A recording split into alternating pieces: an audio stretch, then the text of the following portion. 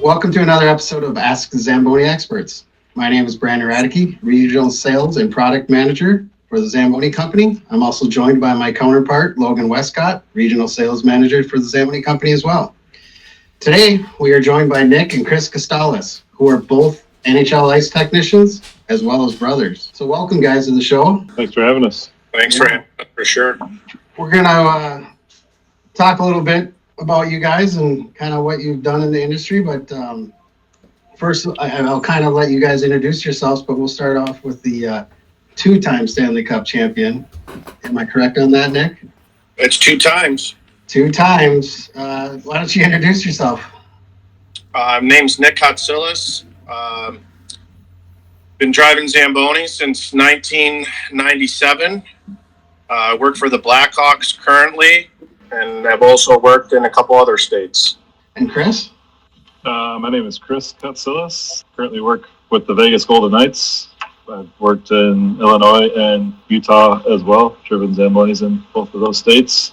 And you're a one-time Stanley Cup champion. Hey, Brandon, that's the reigning champion right there. I know, I didn't want to say that, but still reigning as we're recording this, the reigning Stanley Cup champion. Three-time, actually. Yes, I forgot, yes. But, yep, still waiting to see who will win this year, but, yep, we've won a few. Yeah, for sure. So, tell me a little bit, guys. And worked for a few. I wouldn't say I won. I didn't do anything. Yeah, I say that too. Like, we didn't do much either. Like, yeah. Nick, you didn't do much either when they won, right? You know, drove in circles. Yeah. You know, it's not a stressful time at all, and you know, making ice in June is always fun. So. Hey, Brandon, you bring that up right now. Like, as far as Stanley Cup, yeah, you've been to the finals yourself with the Penguins. When you guys all make ice and you guys do that, I mean, again, what added stress and pressure comes along? Is it just more eyeballs on you guys, or what's the added stress? Where does that come from as far as being an operator this time of year? Go ahead, Chris.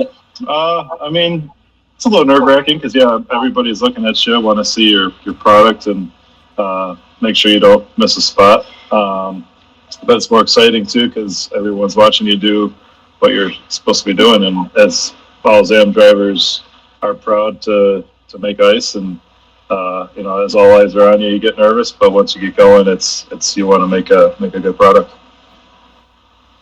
Yeah, I agree. I mean, the main thing is you're trying to give the best sheet of ice to the best players at the best time of year, and obviously it's a little nerve-wracking because it's because of the importance, right? Everyone's hyped up. The building's crazy, and you go out and keep doing what you're doing, though. You know, you kind of block it out a little bit, I guess, because you still got a job to do, and actually you have more time to do your job because the intermissions are longer, and there's no kids' games or shoot the puck or whatever. So you actually have a little bit more time to kind of soak it all in as well. You know, and kind of alleviates the stress a little bit because you're not pushing that 14-minute mark every game like we do. Yeah, exactly. I know those stress marks, and you don't get out there by 14 minutes. You're trying to get that ice to freeze as fast as you can after that and make a decent sheet too. So how did you guys get into the industry? And I think I know some of your stories, but tell us how you guys got into it. I'll go first since I'm older.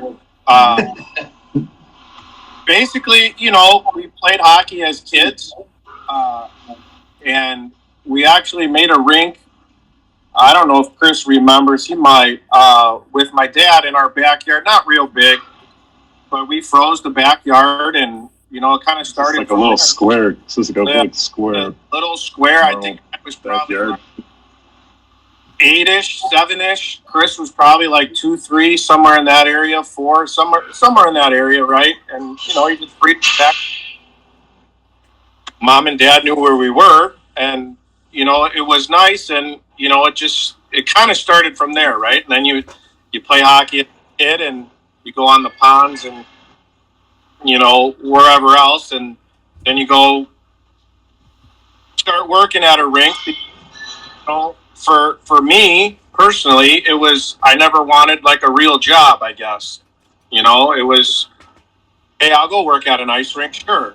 And, you know, it progressed, right? You do some scorekeeping, you do some skate guarding, and, you know, for me, the next thing I knew, the owner of the rink asked, say, hey, you know, do you want to learn how to drive Zamboni?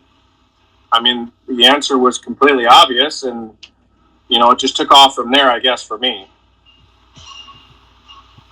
Yeah, because I remember that was, I don't know, Addison Ice Rink, because I was in Addison, Illinois. That's where all the rinks were. And then I remember we worked together at Darien Sportsplex, was where I started, and I started at the concession stand. And then, because it was like Nick and a bunch of other guys that were all the older guys that were working, so, and it was me and a couple other guys, you know, we're still in high school, and you got to work your way up in the rink business, as he was saying. And I started concessions, started stocking the vending machines, cleaning up the rink and everything. And then as soon as those older guys started graduating and moving on with their lives, it's like, okay, well, here's the next generation. You three guys, so it was me, my buddy Ray, and my buddy Scott, and Ray still runs rinks to this day back in Illinois. And so we were the next generation to learn. And we had Olympias, actually, I started on. And so that's where we all learned. And then, so we just ran the Sportsplex from, I started about 1999, 2000, maybe 2001, because I was still in high school. So I just graduated high school. We were all working at the Sportsplex, playing hockey, we're living at the rink, pretty much, rink rats. And, you know, Nick was the older guy at the time. And then that was the Sportsplex era. And that's where we all kind of ran that place. And I think we did a heck of a job running that arena, because it was a big facility. It had 2 rinks and then a field house of summertime they would do roller hockey or soccer, and then the other time it was just the hockey rinks that we would hang out at, and that's where we started. So, awesome. Yeah, exactly. So you guys mentioned, you know, having an outdoor rink and as kids growing up and stuff. You might have too big of an age gap, but did you have a little competitiveness between you guys, I guess, growing up? And then did that translate at all into your ice conditions now, of both being in the NHL, and who's got the better ice and who doesn't? I mean, when we were growing up, we're 5 years apart, right? So, you know, of course, the younger brother wanted to tag along, and where was the first place that the younger brother went? You're going to go play in the net because, you know, you're the goalie, right? So he played goalie, but unfortunately for him, or fortunately for him, he was pretty good. So when we went to the ponds and we kind of, you know, poker played the older kids when we were, you know, gambling our snow shoveling money, you know, I would tell Chris, you know, don't play real good right now. You know, and we lose a couple games here and there on the pond, and then all of a sudden it was like, all right, hey, it's time to play a little bit better. And, you know, that was also fun. But as far as like him and I, we never, like you said, the age gap was far to where we were super competitive. But now, as far as driving a Zamboni on our NHL sheets, yeah, we kind of razz each other a little bit.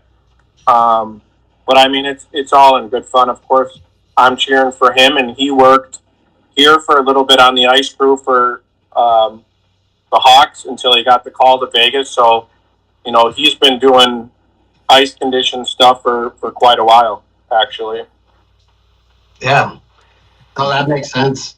You know, Chicago, Phoenix, Vegas, I know you were in Phoenix. You know, what's it like making ice across the country? And I know both of you and I, myself included, have dealt with different conditions because of the area. But for you guys, what's it like with the outside conditions affecting, you know, everything, you know, building condition wise to how your ice sets up, being in those different parts of the country? Go ahead, Chris. I'm sure, I mean, between Chris and Nick, it's a big difference, you know, of what your climates are like.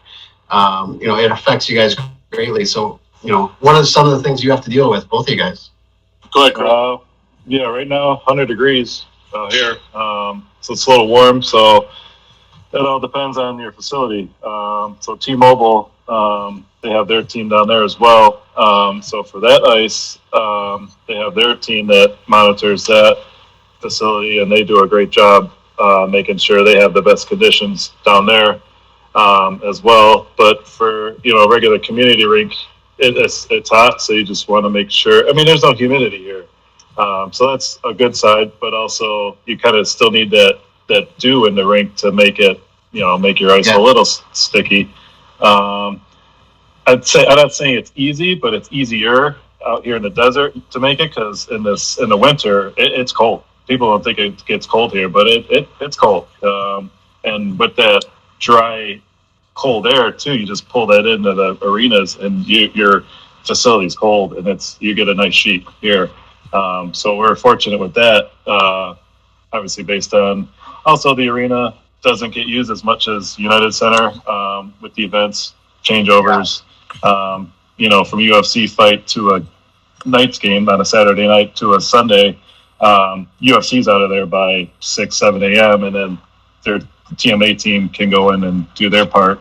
But it is, even at my practice facility here, I keep my ice nice and cold here, and it's a little easier just because there's no humidity.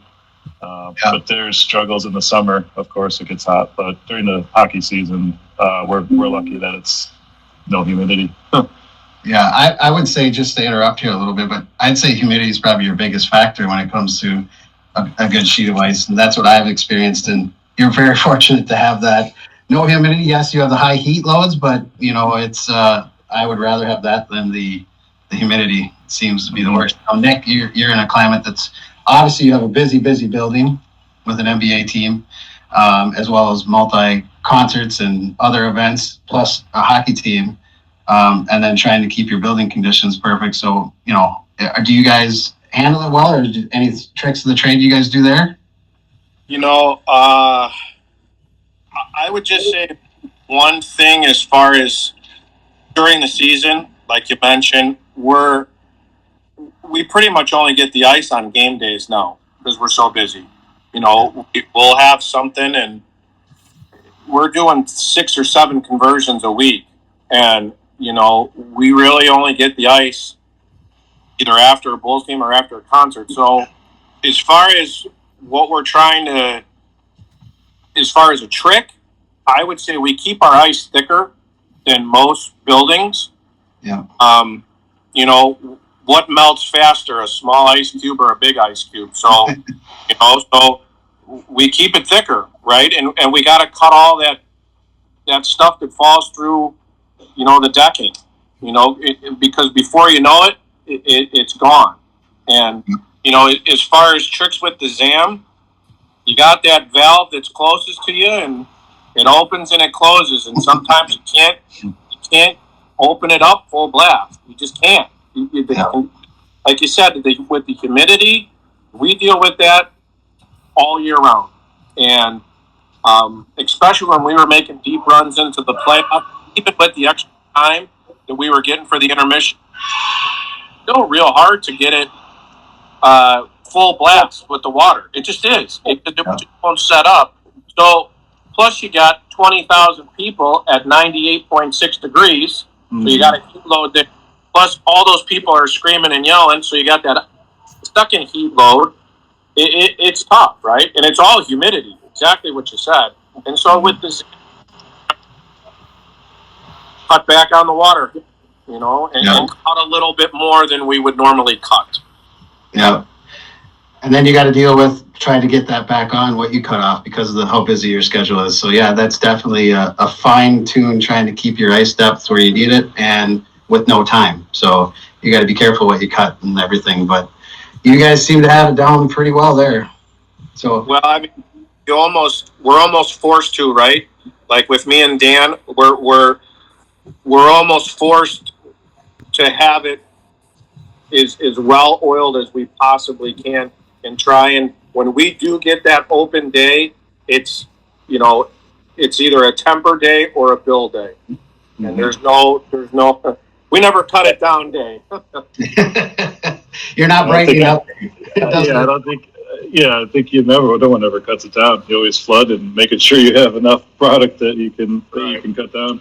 Yeah. And then it gets nerve-wracking when you get in the playoffs and worry about overtimes and stuff like that. And do you have enough? So, Yeah, those are crazy times. So currently, what machines do you guys have for Zamboni? What models do you guys have?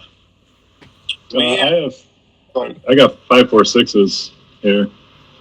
And any options on them, or what do you just? No, straight shot. We have. Well, I need a new one here. I need like 2 new ones here actually. But T-Mobile's our 546s, no options, is straight regular. Yeah, which work great down there. Same thing here at my City National. We got 546s, and I believe Henderson also has all 546s. The VGK family's big on the 546s for sure. So no doubt. Yeah. And Nick, correct me if I'm wrong. Are you guys still running? You guys obviously have Zamboni, but are you guys running gasoline machines still? We have the 546 gasoline. Run those, no option, just the normal options, board brush, all that good stuff. Yep. And then we actually have a 1969 HDB that we use for our utility machine. And it still runs. Dan still has that, in NASCAR shape, you could call it, since he's our owner. It still runs. We still use it. And it's definitely our utility machine. And it's definitely different to drive. But it still cuts awesome. That's the machine you pull out to shave out Disney on Ice or anything like that comes in, and or concert cleanups and things like that when you need to. Concert cleanup, Disney on Ice. We take the ice off. We put the V-plow on the front of it. Dan breaks it up. And then we got the squeegee attachments for the 546s that we push the ice underneath the penalty box. Yeah. Hey guys, question for you. So we talk about options. Brandon and I did a little exercise and we counted around the NHL, and there's about 19 teams that have fast ice now in the NHL, and I know it's being recommended throughout the league. What kind of feedback, since you guys aren't on the fast ice system yet, what kind of feedback are you guys hearing? Do you want it? Do you not want it? What's your guys' take on fast ice and as it's starting to kind of grow in the league? So I actually have used fast ice twice. I used it in Phoenix. When I got there, they were putting it on the machine. And we had some problems. I had some problems with it. I actually had to call out Mr. Craig a couple times. And we had to call out the fast ice guys a couple times because we were not getting enough water out. Yeah. And so we had to figure out how it just wasn't like the gravity fed. It just was not pouring out. And that was one of the newer. I believe you had the V1 system, the version 1 system. Now that it's been switched over into the Zamboni side of it. We had it was older. I think only because I went and saw Cody in Dallas because I had some problems, and so Mr. Craig said, "Well, go down to Dallas and see what Cody's doing." And obviously, that's how we started our friendship.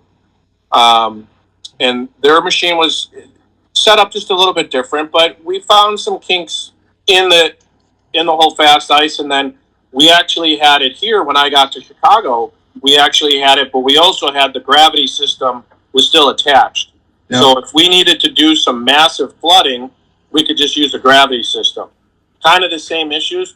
The fast ice, to me personally, it was great for building, and it was great, like we were talking about with the humidity, when you really wanted to dial in the water per se on the hot, humid days. It was great as well because you could really, really control it.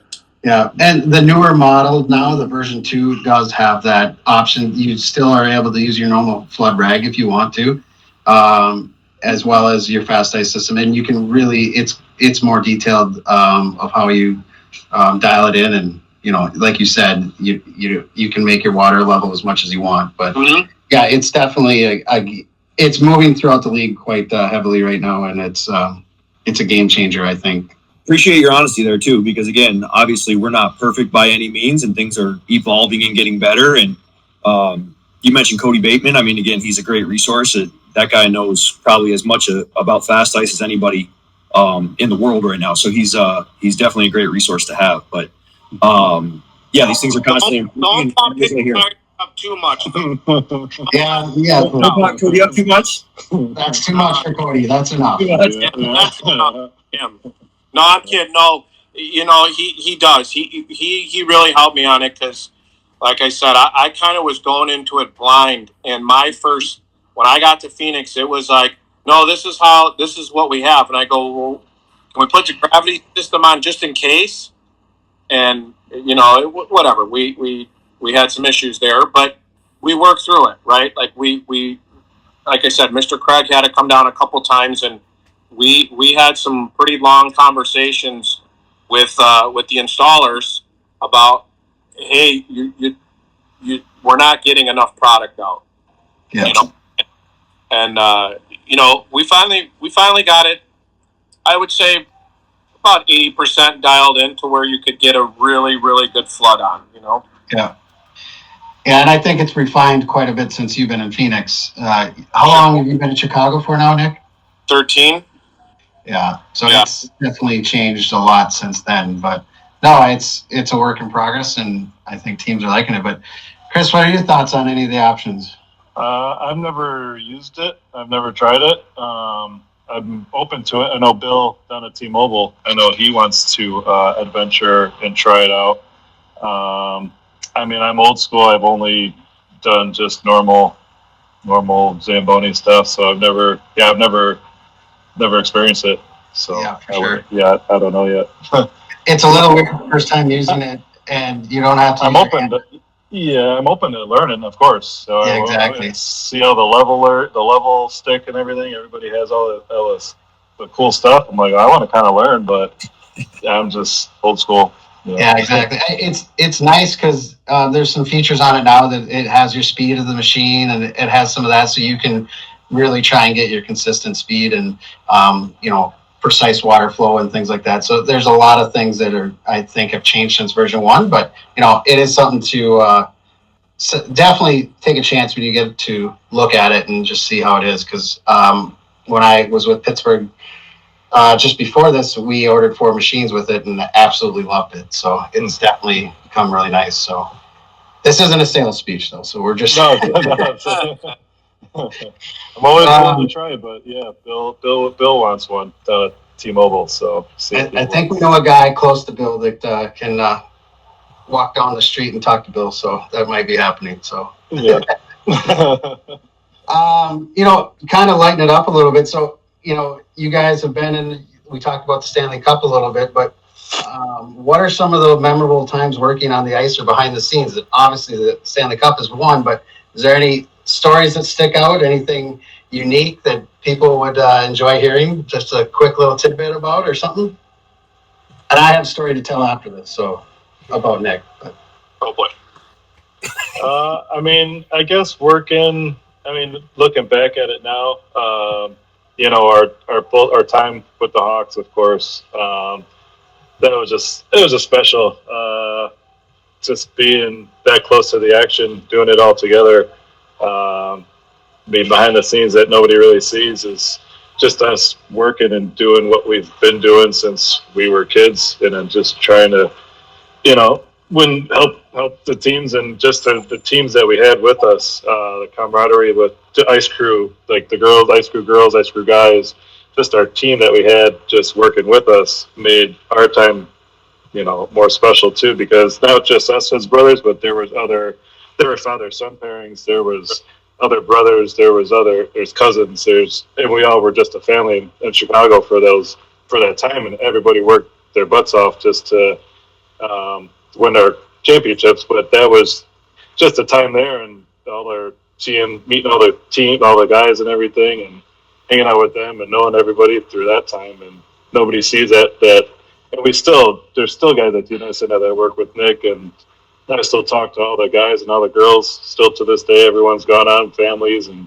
that's what's more important is we still had our bond growing up and doing that, but then we had all these other people at the United Center that just became part of our family too. So I think that was more special than doing what we're doing. Very cool. For sure. Yeah, I mean, I all that. I guess you could say some of the behind the scenes stuff that people don't see, and I ran through it for sure, is we used to have to change the logos in the ice. They didn't do what they do now with the superimposing. So that's quite an undertaking, as you know. That was probably most of the work to try and get your ice back into good shape right before the Stanley Cup Finals, with ripping out 600 square feet of nice playoff ice. But again, and that's, we had it dialed in with the Zamboni, and we would shave it down and build it back up and then shave the logo out. And, so there's things that people, it was the magic behind the scenes, as everyone says, right? You come in one day and it says something else on the ice, and then you come in the next day and it's totally different. And you're like, oh, who came and did that? Oh, the two guys that drive and serve. Yeah. Did that overnight, right? Like, so, I would say that was pretty memorable. I've been fortunate enough to do 5 outdoor games. And those were pretty awesome experiences. Hopefully one day, Vegas does an outdoor game or indoor game, whatever you want to call it, at the football stadium there. And then Chris and I can actually drive, together. That would be pretty sweet, because I got to see him do the All-Star game. I got to see him drive a cup clinching game. So that's been pretty cool for our family, for his nephew and my son, and, our mom, and, dad's looking up from above. So it's been pretty cool for our family that way. For sure. There's a lot of memories you take from over the years, and you got to cherish those for sure. Kind of to wrap it up here a little bit, but any advice you would give to new ice makers or operators coming in or trying to get into the field? Go ahead, Chris. Go slow. There's no rush whatsoever. Take your time. It's a big machine. There's no rush. You're driving on ice, so you don't want to slip, but learn the machine, enjoy it, and be a perfectionist, because that's what it's all about. At the end of the day, it's it doesn't matter who's going to skate on it, little kids, big kids, figure skaters, it doesn't matter. Just, you always want to have the best product out there. Yeah, I agree. The turtle always wins the race, right? And I would say, as far as new drivers, their biggest thing is, I got to get this done. I got to get this done. And, I've trained quite a few drivers over the last 28 years, and sure, you can get it done, but what if you miss 5 different spots? Well, then victory laps to go do. And exactly, go slow, take your time. That's your 10 to 12 minutes out there that they're giving you. That's your time to go do it, to do your job, and take advantage of the full amount of time that you're allowed. And no one says that you have to get the ice done in 8 minutes. And Zambonis aren't made to do ice that fast. They're made to take their time to do what they need to do, out there. They're still a machine, right? And I would say that the more patience that you have, the better off you're going to be. You guys work with Danny Ahern, who's obviously a legend in the game. We recently asked him, what advice he would give to the young ice makers as far as getting in. Any advice you guys would, as far as where to start and how you guys got your start? Again, we heard you guys started as young guys in the rink. Is there anything that you guys would do different or anything like that as far as getting your start and getting up to the NHL level? For me, I probably wouldn't. I had a mindset. I had a goal. I just, I started with community rinks, and I did that for 6-7 years. And then I finally said, you know what? I'm not getting any younger. I want to go work in an arena. And I explored my options, and the best option for me was, I actually started in Vegas at an East Coast team at a smaller building, and the Las Vegas Wranglers. The Las Vegas Wranglers. And, I started there, and I learned more about the arena and learned some, learn, like you said, the behind the scenes of doing a concert and doing this. I did ice racing there with motorcycles and snowmobiles. I had 5 inches of ice. I mean, we had the compressors maxed out. It's an event that I would never, ever want to do ever again in my entire life. But I did it, right? I can say that I did it. I can say that I had ice halfway up the kick plate. And I can say that they still went through and hit concrete at 5 inches of ice for ice racing. I mean, like Cody and I joke about sometimes, we work in like the stupidest industry, but we love it. We're addicted, right? We do. Yeah, for sure. There's no other way to describe it. And shaving that out and trying to get it back down to 1.5 inches was insane. I mean, I probably overheated the Zam 100 times that time, but that's what we did, so I wouldn't change anything because I've learned so much over the years. I've learned how to take apart a Zamboni more than I've ever wanted to with dark rinks, because for the marketing aspect, they love the light show, and you can't see pucks out there or water bottles or clear tape or anything that's out there, and you run it over. All right, how are we going to fix this? Oh, you're going to tear it apart. And that's what you do. And, and you see it all the time. That's the other thing that if we could go back on the advice, is with the kids that are starting out, make sure that that sheet of ice is clear before you put that Zamboni blade down. Mm-hmm. Yeah, for sure. So, well, to wrap it up there, thank you guys. Thank you, Nick and Chris, for joining us. Make sure you download the episodes that Ask the Zamboni Experts at zamboni.com/podcast, or subscribed on Apple Podcasts, Google Podcasts, and Spotify. Thanks for listening. I'm Brandon Radeke. Until next time, have a nice day.